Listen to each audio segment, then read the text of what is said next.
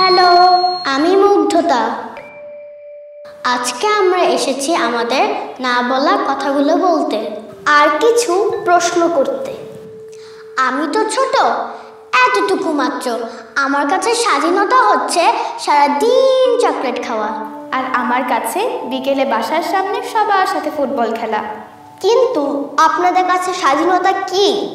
কথায় কথায় ঝগড়া করা, ইচ্ছে হলে অনলাইনে বাজে কমেন্ট করা, নাকি রাস্তায় ময়লা ফেলা আর ইচ্ছে মতন হর্ন বাজিয়ে আমাদের কষ্ট দেওয়া?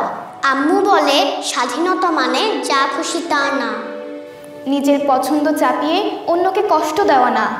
স্বাধীনতা মানে বিশৃঙ্খলা না, আইনহীন বিচার না, স্বাধীনতা স্বেচ্ছাচারিতা না।